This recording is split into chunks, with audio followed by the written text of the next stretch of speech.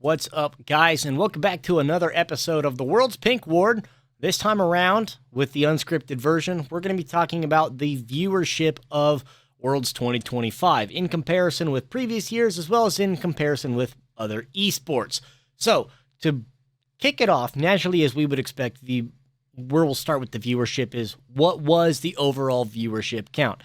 And all of this data that I'll present to you eventually is going to be from the esports charts, their website, as well as their information gathering process. So everything is going to be from them. So where we'll start out with the overall viewership from 2025 is actually down just a little bit as far as what the overall all-time highest viewership was, which was set last year at just over 6.8 million. Now this year we were pretty close to that. We hit 6.7. It was like 6.5. I am mad at myself for just saying that, and then the brain rot just went through. Haha, 6.7. I hate it here. 6.7 million is what we ended up with, and that would have been in game number 5 of the finals between T1 and K2.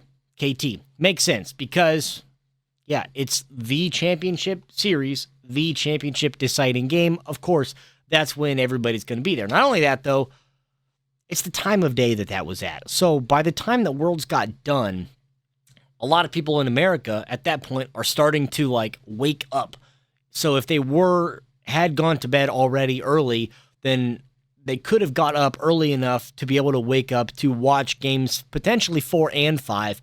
But that's why we'll probably see the crest as to where game 5 actually was, top of the chain. Now, that's also probably why we see a dip in viewership of the English speaking, because those peak viewership out of the English countries, and that is not just inclusive of North America, that's also European as well, for those primarily English speaking countries, only was at 1.7 million. And that's a decrease, according to esports charts, of an 8% from 2024 to 2025. Now, a reminder, there was about 100,000 more viewers last year than there were this year. The biggest difference maker was in Korea, where the viewership surged 27%, upwards of 2 million individual unique viewers from Korea. Yeah, that makes sense. It's Korean finals. It's a Korean championship. Of course, all of the LCK teams got themselves to the position where it's going to increase Korean viewership. It's their event, albeit it is in China. And China only had 500,000 viewers. Now, understandable that they might not have as many people that want to watch, given the context that they're not really playing for the championship, but they still had an increased viewership from last year to this. Now, on top of T1 having the most viewed game, of course being Game 5 of the finals, they also had number 2, number 3, and number 5 on the list, having their game against Top Esports and their series against Anyone's Legend, as well as one of the last days of the Swiss stages against Movistar's Koi from the LEC. The only place that they did not take on the top 5 matches from peak viewership was the number 4 slot that saw the KT and Gen G, the knockouts, which was arguably one of the best series that we got to see, on top of course, the T1 Anyone's Legend that was right above them in the standings, both averaging over 3 million viewers. Now, if you look at the most popular team by viewership, it's going to echo and reflect what the top matches will show. Number 1, number 2, of course, are going to be the two teams that made the finals between T1 and KT Rolster, neck and neck right there between them. Next up, surprisingly, was actually IG, who played one day in Worlds. They played on the play-in day, and that was it. They didn't play again for the rest of the event because they played against T1, and then they were done. That was their elimination, play-in stages, and somehow they still made it to number 3 on the list because nobody else was really watching Anyone's Legend or Gen G across the other 20-some-odd days of Worlds. Now, that's also why IG gets kind of an unfair advantage because they have one singular day. They're also playing against defending world champions in T1, so the number they get, it's 1 out of 1. They don't have any other data to drag them down like AL or Gen G do. That's why they probably find themselves at number 3 on the list, so take that one with a grain of salt. But if we compare World's viewership from League of Legends, of course, not as high as last year, not ideal. English viewership down, definitely not ideal. We'll probably see those numbers go up next year, given the context as to Worlds being in North America in 2026. So that is going to help significantly with the English speaking, and you're probably going to see the inverse of that, where the Korean, Vietnamese, Chinese are all probably going to be going down and regressing in terms of viewership, at least a viewer count. Now, hours being watched this year did drop by almost a third. So there was a lot of conversation about the length of Worlds, and with the Fearless Draft, changing things out and with how many minutes each game was taking.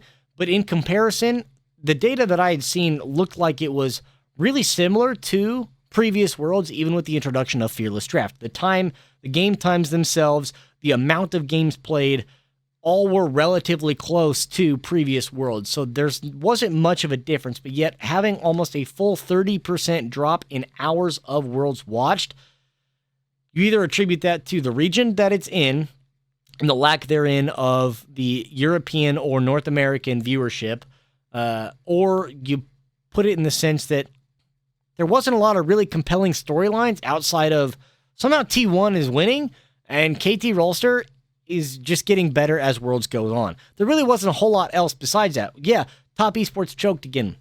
What else is new? Gen G somehow lost. They should have been favorites. All right, cool. There's really not a lot of storylines and narratives that they built on. It was more just the experience of this is the World Championship, which is kind of seemingly what Riot has built their image upon, and it's working. They're still the top dogs. Even though they take a dip in viewership, nobody is contesting Uncle Rito with viewership for Worlds. Now, based off of the top 5 esports games, according to esports charts again, League of Legends, Counter-Strike, Valorant, Dota, and Mobile Legends are the top 5 viewed games across esports. League is just astronomically blowing everyone else out of the water to date. Now, granted, the other major for Counter-Strike hasn't happened yet, and the Mobile Legends World Championship also has not happened. That one's starting in January. So put an asterisk on that. But none of them are going to beat this. I promise you that. The StarLadder Budapest Major might get a couple million. Mobile Legends might break 4. I think they had 4 million last year, if memory serves correct, as to what the charts said. They had over 4 million viewers. But that's still only 2/3 of what League of Legends is pulling. They're still up there with the top dogs. Now, granted, the International is recognized as one of the most elite tournaments because of the price pool that it has. League of Legends World's only offering $5 million out of this one, but the amount of money that the International offers in comparison to the amount of viewership that League of Legends is getting is insane, that you can have this much and not get enough. You take a look at the sponsors, the sponsorship awareness that League of Legends has, and it's just skyrocketing. The amount of sponsorship drops that they are throwing in to these games is not slowing down whatsoever. 161% increase of verbal sponsors mentions for Red Bull. For Opera, up 330%. Verizon up 150%. Oppo up almost 300%. The Esports World Cup, brand new sponsor, has increased as well. Mercedes-Benz got a lot of visual because they were the ones that brought the trophy to the stadium. They were the ones that were the official ferry of the hardware. MasterCard showed up as well a handful of times.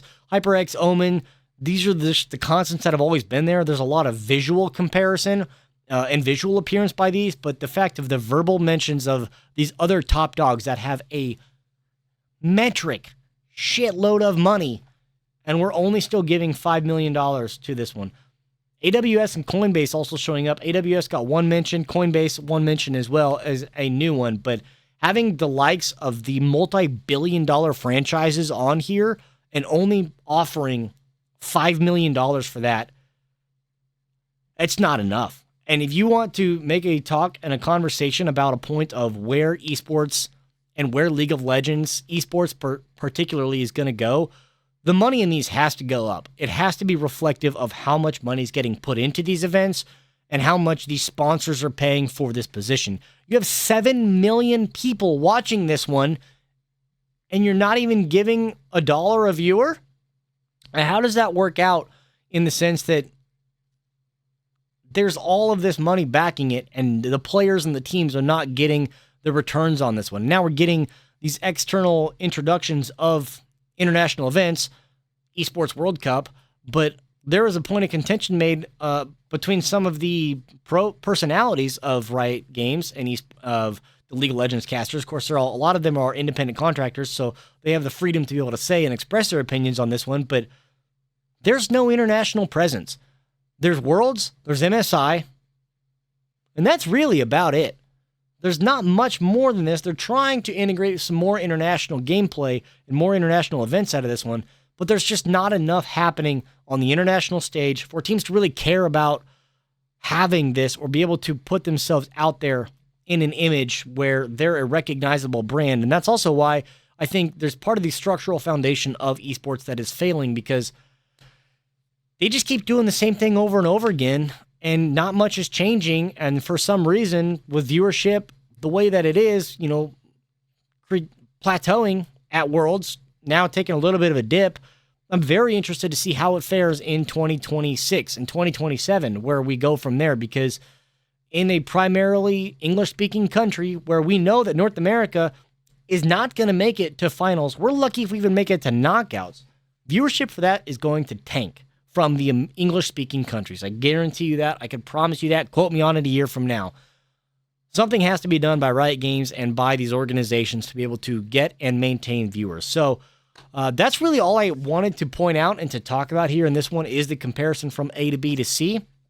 Let me know down below how much time you actually invested and spent in watching Worlds 2025. Of course, that one being regionally locked as well. I need to know, what region are you watching from?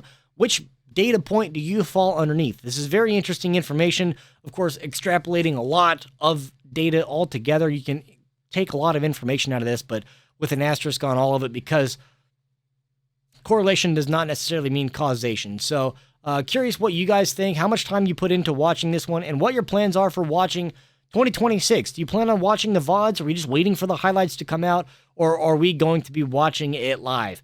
But that's all I have for this episode. Like I said in the last one, I still have plenty of content in the works, still revolving around Worlds 2025, because we still have a few months here before we get into the 2026 season. Thank you all so much for watching. If you haven't already, make sure you subscribe, turn the notifications on so you can see more of my content get posted, and I'll see you guys in the next episode.